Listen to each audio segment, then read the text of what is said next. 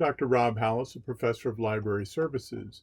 And in this particular presentation, we're going to look at recognizing deception with fake news. Fake news is more nuanced than just something is true or something is false. It takes a look at a wider range of sources to weigh the evidence and give one an overall value of how reliable that information is. What I want to do in this brief presentation is talk a little bit about some things to look for, and then not everything is really true or false. Try to provide a couple of sites that give you some tools to use to look for those shades of gray between true and false. First of all, fake news was a word of the year just a few years ago. It increased by over 350% in 2017. Some other words of the years were photobomb and binge watch.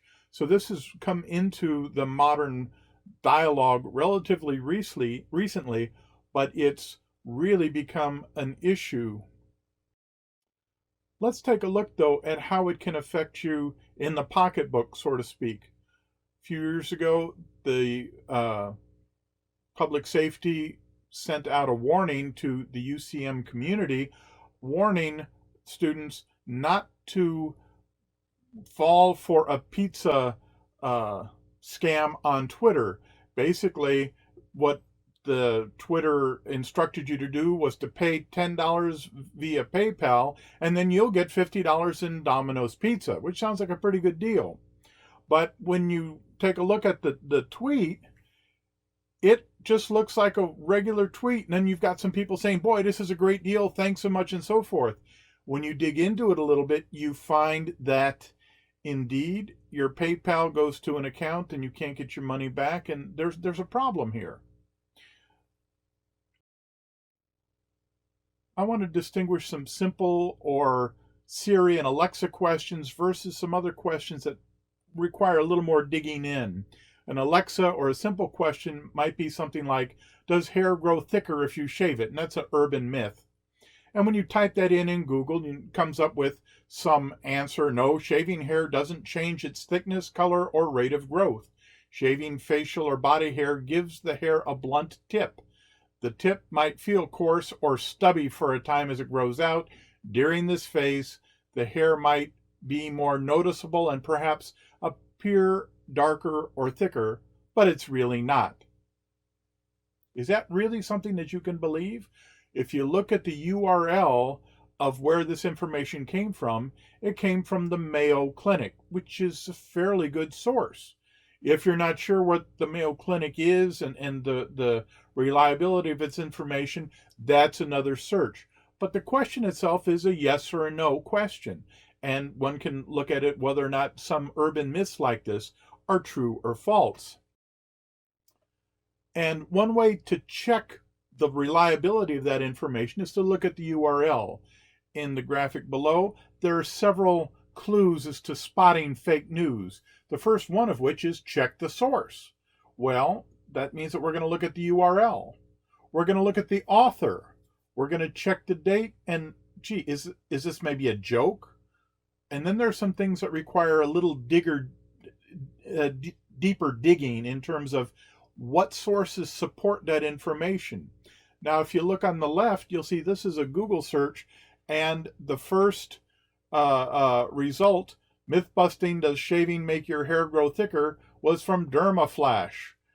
And that may not be a good source. The second one, however, is from Scientific American, which is a respected magazine. The third one is the one that we looked at, came from the Mayo Clinic. We have another one from the Business Insider, and I'm looking at, you'll see where it says HTTPS, and the rest of that is the URL. The bottom one is from Gillette, which is actually a they make shavers. So they may be wanting to sell your product. So as you're looking at information, become aware of where that information comes from. This is another story that was rounding social media several years ago, and they called this creature a Georgia Speckle, and gee, could this be in your basement? Well, there's a website that looks into some of these issues. Basically, what happens is people will submit a story to this website. Their experts dig into it to figure out what's going on, and then they will issue a ruling on this. And if you look at how this is put together, this is basically what they do. There's a claim. An image shows a Georgian speckle, one of the world's scariest insects. The rating that they give this claim is mostly false. Then they break it down. What is true? The photograph features a real creature. What is false? There is no such thing as a Georgia speckle. And then they begin to give you a longer story of several paragraphs. I just got the first one of them there. The photograph reportedly shows something called a Georgia speckle. It is frequently included in articles about the biggest or most frightening bug in the world. And then it goes on. This is actually a creature from deep in the ocean, and you would never find it in your basement. Now, Snopes has several different ratings. We've just seen that one is mostly false. They, however, give something a true rating if it's true. There's a mixed if there's something true and false, and a false, obviously, if there's something false. But there's more to it than even that.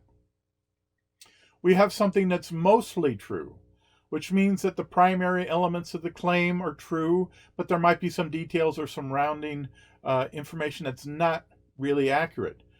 They could be something that's outdated. They could be something that's misattributed, meaning that there's a quote that has been incorrectly attributed to a person. They also talk about something that's mostly false. Something that's miscaptioned, where I have a picture, but the caption below it really doesn't belong with that picture. Something that's a scam, which is what that pizza offer was. And then they also have something that's unproven. They have something that's a correct attribution.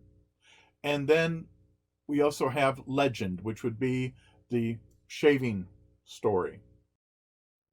This was a video that went around social media for a little bit, where someone took a picture of a mountain lion chasing them.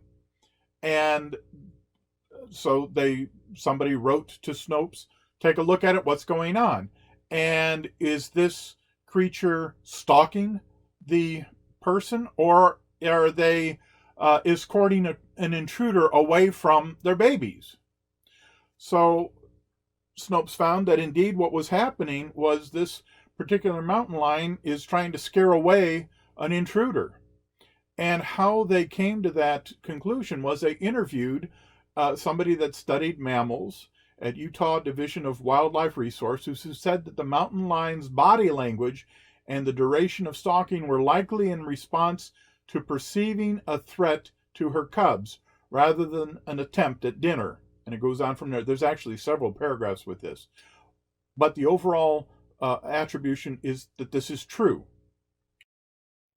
And if you go to the Snopes Reds website, you'll see what they say is the Hot 50. These are the 50 statements that seem to have people have asked for most of all. And the one from a few weeks ago, did California Republicans set up a fake ballot drop box? Was number one. Did Kamala Harris have an extramarital affair with Willie Brown that boosted her career? Was number two. And you see when these came out, October 12th, August 14th. Did Amy Coney Barrett say being called the N-word does not constitute a hostile work environment? This is also from October 14th. So what Snopes does is it looks at the claim and it breaks it down in the same way that we saw with the Georgian speckle. So when we look at the claim, did California Republicans set up fake ballot drop boxes? This is true. And in a long discussion, I just pulled a couple of paragraphs from this, it is true that California GOP has acknowledged that it owns the boxes that were distributed, and the California Secretary of State announced such unauthorized ballot drop boxes are illegal. Now, the California Secretary of State, Alex Padilla, during an October 12th news conference, said multiple fake drop boxes had been installed in the Fresno, Los Angeles, and Orange counties. To drop down a little bit, ballot collecting, sometimes referred to as ballot harvesting, is a practice of a voter designating a third party to deliver a mail-in ballot to election officials. It's legal in many states, including California. What is not legal, according to the Secretary of State's office, is posing as an election officer and handling, counting, or canvassing of any ballots by anyone who isn't an election officer. So, and there's a great deal more to read about this. Snopes said this is true. We take a look at, did Kamala Harris have an extramarital affair with Willie Brown that boosted her career? Well, their rating was this is a mixture, and then they break it down. What is true? Harris did date former San Francisco mayor and state assembly speaker Willie Brown for a period of time between 94 and 95. In his capacity as speaker, Brown appointed her to 2 political posts, first to the California Unemployment Insurance Appeals Board and then to the Medical Assistance Commission. Now, what is false? Although Brown was technically still married during this period of time that he dated Harris, he had been estranged from his wife, Blanche Brown, for more than a decade. Harris's first successful run for office in 2003 happened well after the relationship ended, and Harris sought to distance herself from Brown. There is again many, many more paragraphs about this, but after looking at that question, the people at Snopes said this is a mixture. Well, even as we're reading a particular story, stories themselves sometimes have bias. There's a website called All Sides, and what they try to do is tease apart the different media outlets so that one can see whether they're talking from the left or the liberal part of our conversation or the right or the conservative part of our conversation. And you'll see here there's 2-3 dozen different sources. Some of them are on the left, some of them are on the right, and some of them are in the middle. And what they do is when they're looking at a particular story, they rate them accordingly. So let's take a look at, in this case, news coverage of COVID. And they have 217 different news stories that they consider being more liberal in their outlook. And if you look at the bottom of that first link, states in the red zone for coronavirus cases grow to 26, White House says. All right. The center, this is for the Center of Public Interest. This they consider a little left. The one right below it is far left, if you will. The two in the center are in the center, and the number one is the first of 255 different articles. AMC Theaters bleeding cash because of coronavirus and could be broke by the end of 2020. Again, I can click on that and go to that source and go to that the analysis that they have of that. The one below it again, COVID on campus, students fed up with being blamed for virus spikes. This again is in the center of the media bias spectrum according to All Sides. And then we have news from the right. There's this is the first of 182 different stories that they've looked at. This is an opinion piece. Vaccine development process is safe. Claims to the contrary are baseless. This is slightly right. Below that, there's $16 trillion virus. Economists estimate financial toll of COVID-19 on the U.S. So what happens with All Sides, they're looking at all sides of a particular story as it's related to the bias of that news outlet. And again, what we've looked at is only 2 of several different fake news, or I'll say news validating services. Snopes, which will look at questions that people have brought to that particular website. Their folks go out, dig into this particular source, and come back with their rating of it, and then explain that rating. And All Sides, which takes a look at news that's produced from a number of different outlets that they've ranked on a scale from very liberal to very conservative, and they put the stories in that particular spectrum as well. Again, if you've got questions, please feel free to contact me. I'm Rob Hallis, and you can schedule an appointment with me. My email is hallis@ucmo.edu. And thank you so much.